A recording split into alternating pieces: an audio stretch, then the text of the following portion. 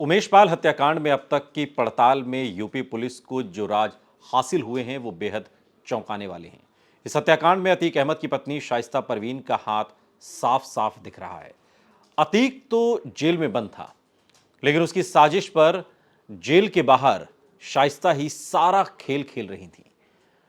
और अतीक की पत्नी शाइस्ता परवीन अब यूपी पुलिस के टारगेट पर हैं। वो इस केस में मोस्ट वांटेड हैं क्योंकि सारा राज वही जानती हैं। माफिया डॉन अतीक अहमद का बेटा यानी कि असद, शूटर साबिर, गुड्डू मुस्लिम, मोहम्मद गुलाम, अरमान, इन सब पर इनाम की रकम को बढ़ा रही है पुलिस। 50,000 से 2.5 लाख और 2.5 लाख से 5 लाख। यूपी पुलिस छप्पर फाड़ इनाम का ऐलान कर रही है और इस आस में कि कोई ऐसा सुराग हाथ लग जाए जिससे अपराधियों को दबोचा जा सके। लेकिन उसके हाथ खाली के खाली हैं। हत्यारा तो दूर, उनकी परछाई तक पुलिस वहां तक भी पहुंचने में नाकाम है। वारदात के 19 दिन होने वाले हैं और जाहिर है कि यूपी पुलिस की बेचैनी बढ़ रही है और उमेश पाल के परिवार वालों की चिंता कि आखिर हत्यारे कब पकड़े जाएंगे। एक तरफ उमेश पाल की पत्नी जयापाल हैं जिनके आंसू अनवरत बह रहे हैं। उन्होंने पति खोया है, जिंदगी के सबसे बड़े दुख से उनका सामना है। और वहीं दूसरी तरफ उनकी इस हालत के लिए एक महिला को ही अब तक जिम्मेदार माना जा रहा है। वो महिला कोई और नहीं बल्कि अतीक अहमद की पत्नी शाइस्ता परवीन है।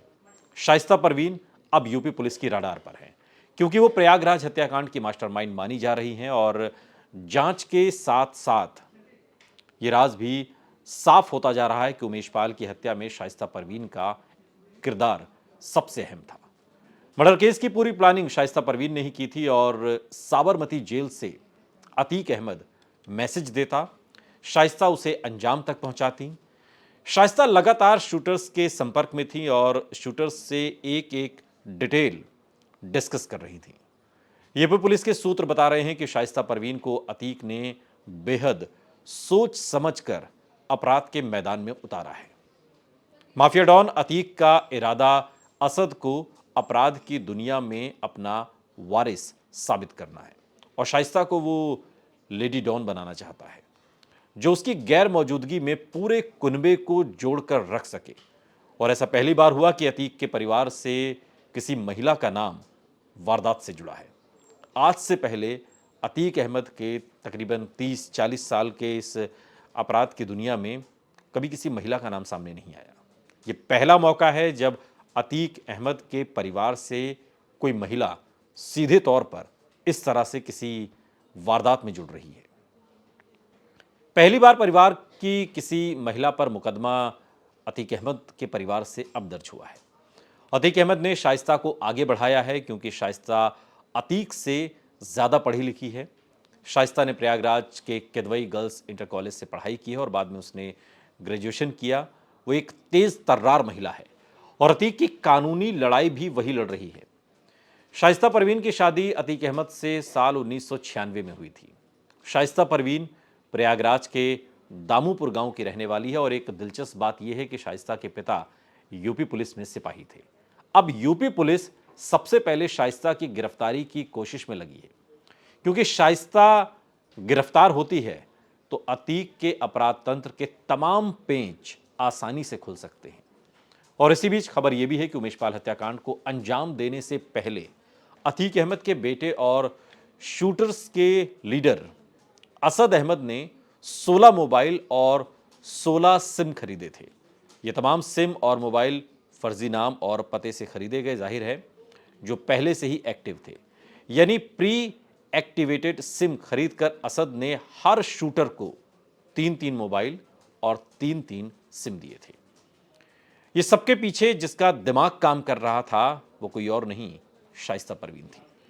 एसटीएफ की पड़ताल में सामने आया है कि उमेश पाल की हत्या की योजना बनाने के लिए अतीक, उसका भाई अशरफ, पत्नी शाइस्ता, बेटा असद आपस में व्हाट्सएप ग्रुप कॉल के जरिए बातचीत कर रहे थे। जांच में तो यहां तक सामने आया है कि उमेश पाल की हत्या के बाद असद ने सारे शूटर्स के मोबाइल जमा कर लिए और उनको नए मोबाइल और सिम खरीद कर दिए। उसके सबके मोबाइल पर उसने व्हाट्सएप एक्टिवेट करके दिया और इसके जरिए ही संपर्क करने को कहा था। खुलासा तो यह भी हुआ है कि हत्याकांड को अंजाम देने के बाद शाइस्ता ने हर एक को 1 लाख रुपए और हत्याकांड को अंजाम देने के बाद हर एक शूटर से पुराने सिम और मोबाइल को छोड़ देने को कहा। लेकिन सवाल यह है कि जब शाइस्ता इस हद तक एक्टिव थी तो उसे पहले गिरफ्तार क्यों नहीं किया गया? क्यों उसे बचकर फरार होने का मौका दिया गया? शायद ये चूक यूपी पुलिस को भारी पड़ रही है। यूपी पुलिस को अब कड़ियां जोड़ने के लिए एक बड़ा सर्च ऑपरेशन चलाना पड़ रहा है। प्रयागराज पुलिस की रडार पर अब 500 संदिग्ध कार भी हैं। जनवरी और फरवरी में बरेली और आसपास के इलाकों में आने जाने वाली प्रयागराज की 500 कार और उसके मालिक पुलिस की रडार पर हैं। पुलिस इन लोगों के बारे में और यहां तक आने जाने के कारण की तलाश कर रही है और इसके लिए पुलिस की कई टीमें लगाई गई हैं और इसका डेटा प्रयागराज पुलिस ने भी शेयर किया है। उमेश पाल हत्याकांड से बरेली जेल का कनेक्शन जोड़ने के बाद पुलिस हर बिंदु पर पड़ताल कर रही है। पुलिस ने जनवरी और फरवरी में बरेली और आसपास के इलाकों में आने जाने वाली गाड़ियों का डेटा उठाया है और इस उम्मीद में कि कोई बड़ा सुराग हाथ लग जाएगा, क्योंकि पकड़ना है अब लेडी बाहुबली को। यह वीडियो आपको कैसा लगा कमेंट बॉक्स में हमें जरूर बताइएगा। साथ ही ऐसे और वीडियोस के लिए सब्सक्राइब करिए हमारा यूट्यूब चैनल आज तक। India Today Conclave 2023, New Delhi. Listen to Prime Minister Narendra Modi.